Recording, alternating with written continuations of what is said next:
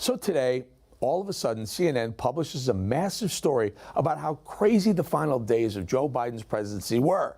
Well, I imagine so. I imagine it was very, very hard trying to sift through 8 years of corruption and cover-ups. Merrick Garland, CNN, they're all just whistling Dixie behind one of the most corrupt presidents in our history.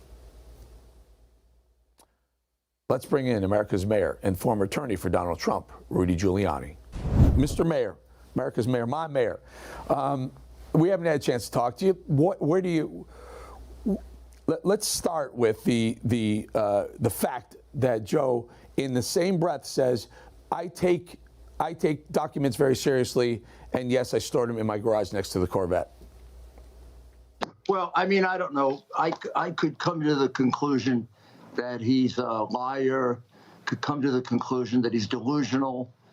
I mean, at this point, I don't know how much is actually going on in his brain.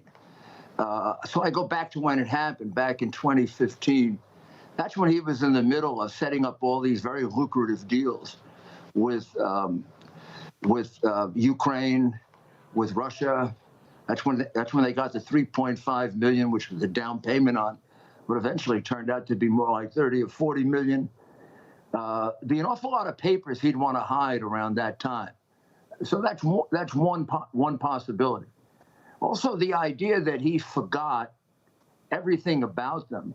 Well, how did his lawyer know where to go to find it? Who told him?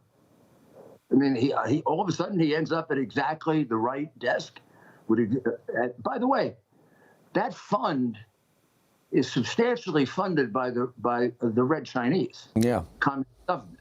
Yeah. So it's hard to hear a location.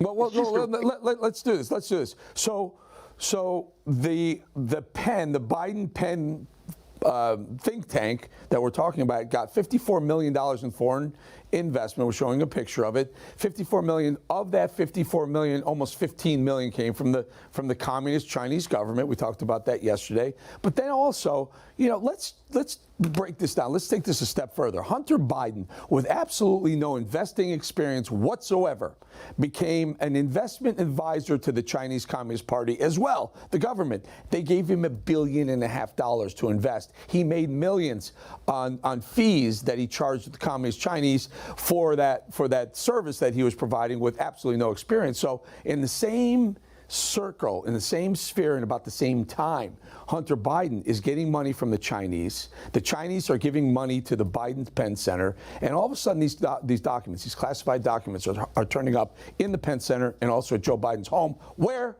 folks, to make this full circle, Hunter Biden is living at the time. Wow. I mean, it's Hunter Biden's house. I mean, that no one pays attention to what I think is the single most important text, in which Hunter tells his daughter, for the last 30 years, I've paid all the expenses of his family, and they still don't respect me, and I give half my income to Pop. What that means, I think, is, Eric, if you go back and you look at these homes, which the FBI never did, I wouldn't be surprised if Hunter doesn't own, theoretically, all of them.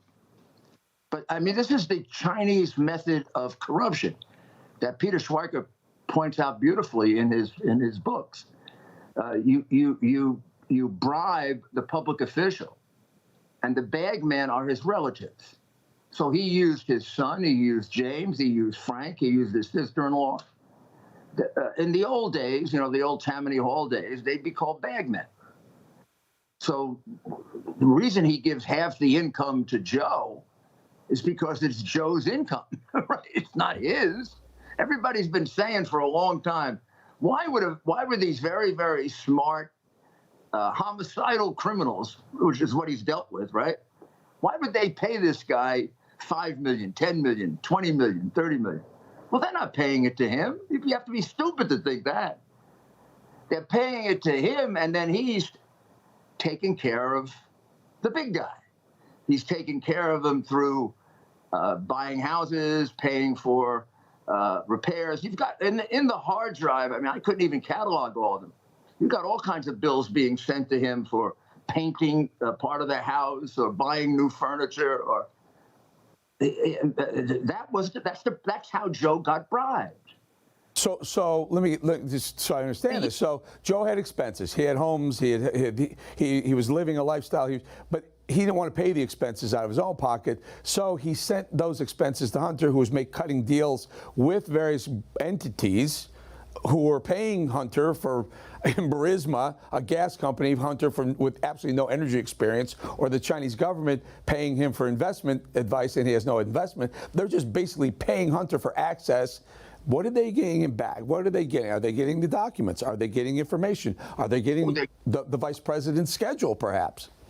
In the case of Ukraine, Mykola Zlochevsky, who allegedly killed his partner and is a member of organized crime, got his $47 billion company back that Poroshenko was going to take from him. That's why they hired Hunter. They hired Hunter because hiring Hunter and Devin Archer got you Biden and Kerry. And this way, if the government moved to take the business away from him, Biden would step in and get rid of the prosecutor. So that thing about the prosecutor isn't about Hunter. It's about saving Mykola Zlochevsky's $47 million company. Now, Joe got paid also through offshore bank accounts. And my lawyer, Bob Costello, and I located the woman who arranged that within Burisma and gave her identity to the FBI and the U.S. Attorney in Pittsburgh. And they were very excited to go interview her. She was ready to give up the offshore bank accounts in exchange for being in the witness protection program. Somehow Barr stopped that. Yeah. The woman, high and dry. We don't know if she's been killed or not. Yeah. It's disgraceful what they've done. Amazing. The Biden crime family, and as you point out, extended not just downward to Hunter, but sideways to Joe's brothers and family members. So, Mr. Mayor, I want to pivot a little bit to another story that seems to be popping. It's growing, and it's growing in concern for a lot of people who, watch Donald Trump become president, watch it happen on Fox News. Fox seems to be moving in a different direction. Paul Ryan, former Speaker of the House, is now a board member, sits on the board of Fox News, and he said this on CNN, no less, the other day. Listen. He's fading fast. He's a proven loser. He cost us the House in 18. He cost us the White House in 20. He cost us the Senate again and again. And I think we all know that, and I think we're moving past Trump. I really think that's the case. I can't imagine him getting the nomination, frankly. And I don't mean this because I don't want him to get the nomination. I just don't think he will as an analytical point. Mr. Mayor, it's one thing to have an opinion, you have a personal opinion. This guy sits on the board of Fox News. Why is he's picking who he wants, who they want to be the GOP nominee? Well, I detect a real bitterness in his voice and in his attitude. I mean, that's a very angry guy. I mean, frankly, this is he's acting like a Democrat. He's projecting what he did on Trump. He's the reason why we failed when we had the House of Representatives. Just go ask any of the members. I mean, they could have uncovered that whole ridiculous Russian collusion thing if they had let Jordan and Gates and the others go ahead with the subpoenas. He would never issue a subpoena. I mean, he didn't have the cojones to do what Nancy did. I mean, I don't know what the guy was, but he surely wasn't a speaker. He wasn't a leader. He was a frightened rabbit.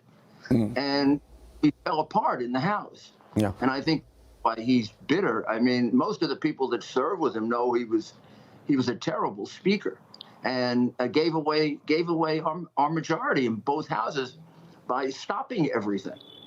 So I guess he's bitter because he was such a failure in government. Yeah, he certainly wasn't representing the conservative wing of the GOP party. I remember that.